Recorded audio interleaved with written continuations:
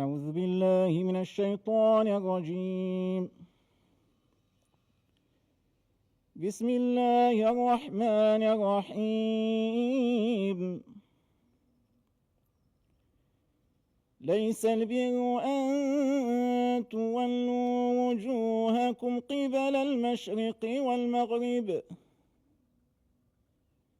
ولكن البر من آمن بالله واليوم الآخر والملائكة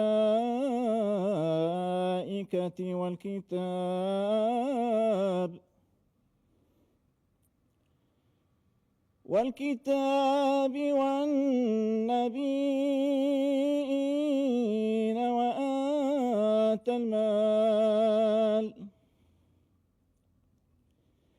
وآتى المال على حبه ذوي القربى واليتامى والمساكين وابن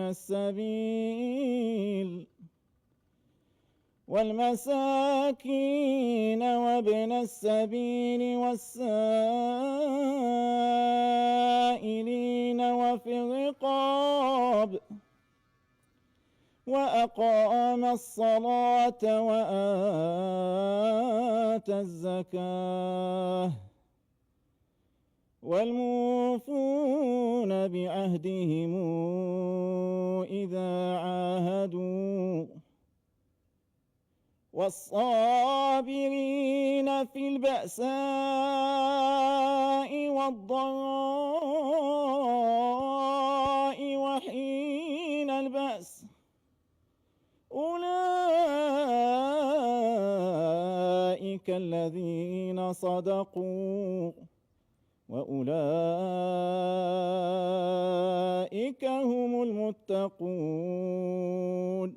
آمنت بالله، صدق الله مولانا العظيم.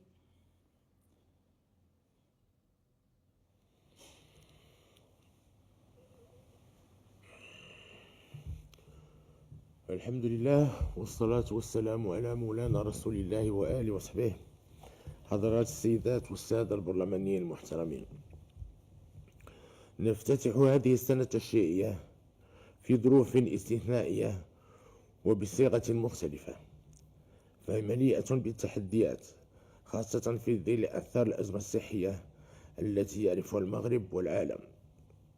كما أن هذه السنة هي الأخيرة في الولاية التشريعية الحالية، حيث تتطلب منكم المزيد من الجهود لاستكمال مهامكم في أحسن الظروف واستحضار حصيلة عملكم التي ستقدمونها للناخبين.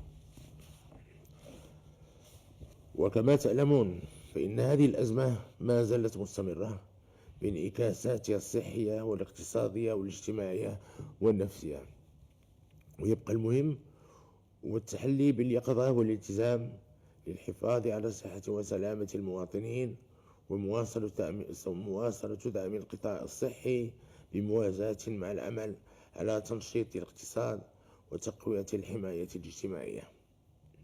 حضرات السيدات والسادة البرلمانيين، لقد أبانت هذه الأزمة من مجموعة من الاختلالات ومظاهر العجز، إضافة إلى تأثيرها السلبي على الاقتصاد الوطني والتشغيل.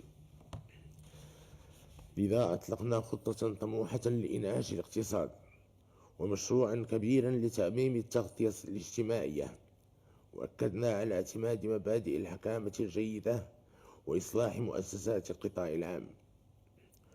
ومن شأن هذه المشاريع الكبرى أن تساهم في تجاوز آثار الأزمة وتوفير الشروط الملائمة لتنزيل النموذج التنموي الذي نتطلع إليه.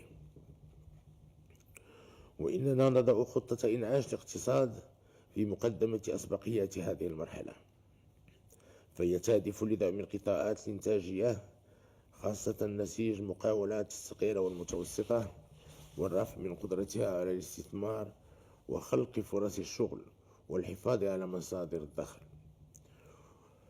وقد شددنا على ضرورة أن يتم تنزيلها في إطار تعاقد وطني بناء بين الدولة والشركاء الاقتصاديين والاجتماعيين من أجل ضمان شروط نجاحها، انطلاقا من تلازم الحقوق والواجبات.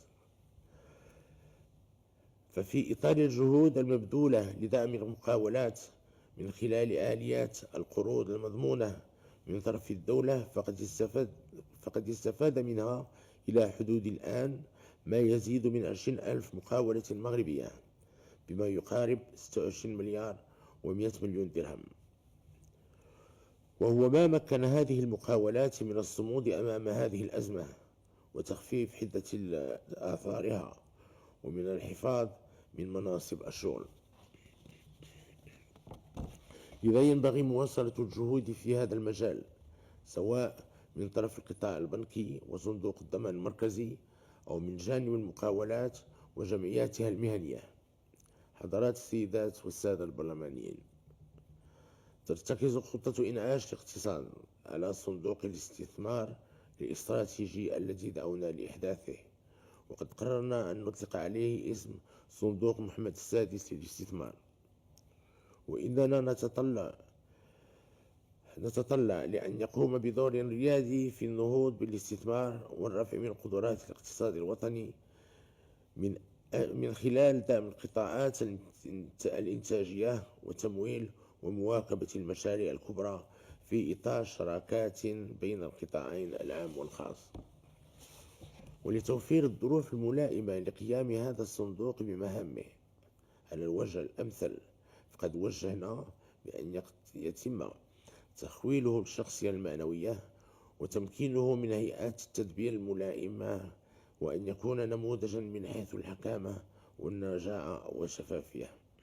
كما وجهنا بأن ترصد له 15 مليار درهم من ميزانية الدولة، بما يشكل حافزا للشركاء المغاربة والدوليين لمواكبة تدخلاته والمساهمة في المشاريع الاستثمارية دعما لخطة الإنعاش وتوسيع آثارها الاقتصادي والاجتماعي والبيئي.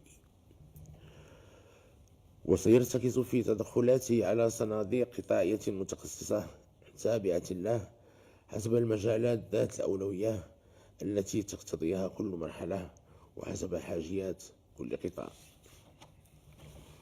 ومن بين هذه المجالات نذكر إعادة هيكلة الصناعة والابتكار والقطاعات الواعدة والمقاولات الصغرى والمتوسطة والبنيات التحتية والفلاحة والسياحة.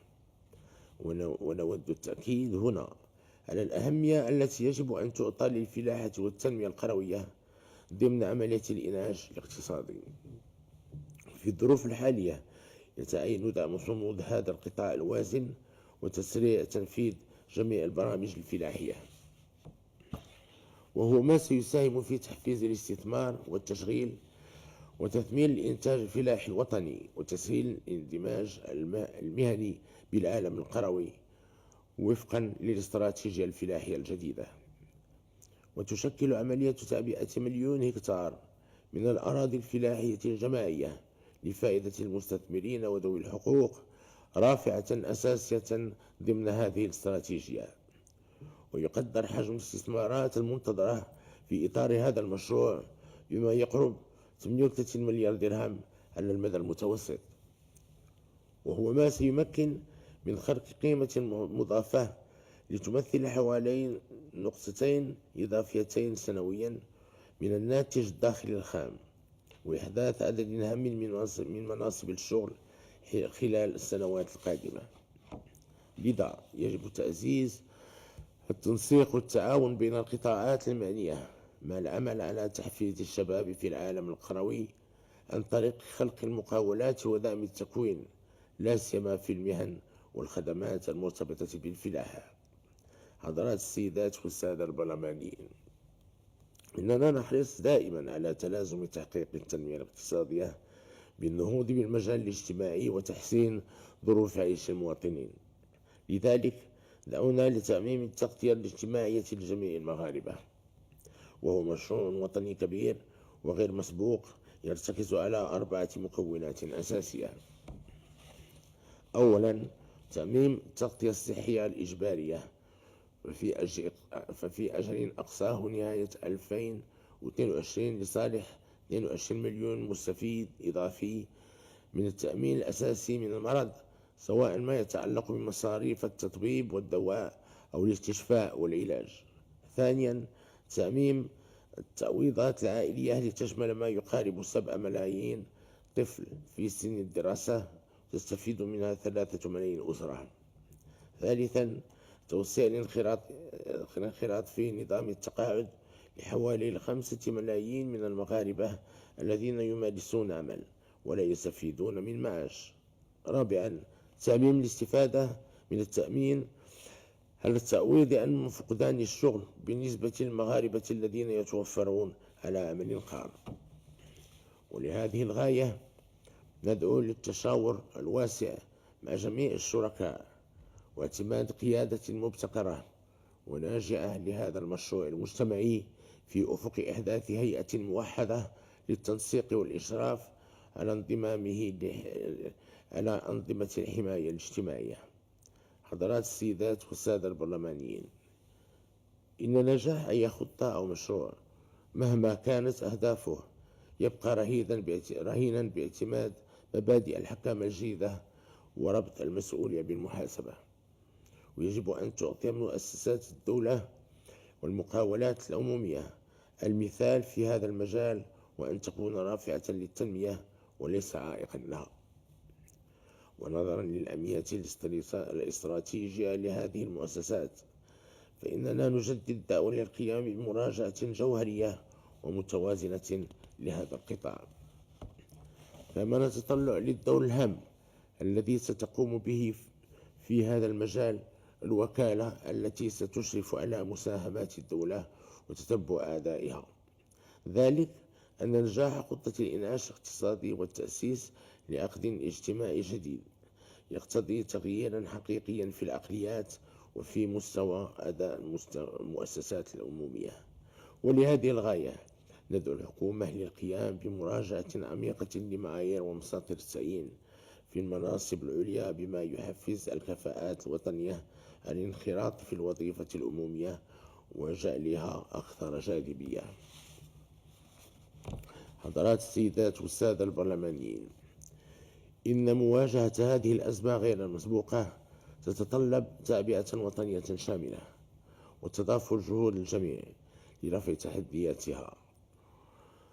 ونغتنم هذا الموعد الدستوري الهام لندعو كل المؤسسات والفعاليات الوطنية وفي مقدمتها البرلمان للارتقاء إلى مستوى تحديات هذه المرحلة وتطلعات المواطنين، فالمسؤولية مشتركة، والنجاح إما أن يكون جماعيا لصالح الوطن والمواطنين أو لا يكون. وإنني واثق بأننا سنرفع جميعا هذا التحدي في إطار الوحدة الوطنية والتضامن الاجتماعي. قال تعالى: ولا تيأسوا من روح الله إنه لا ييأس من روح الله إلا القوم الكافرون. صدق الله العظيم، والسلام عليكم ورحمة الله تعالى وبركاته.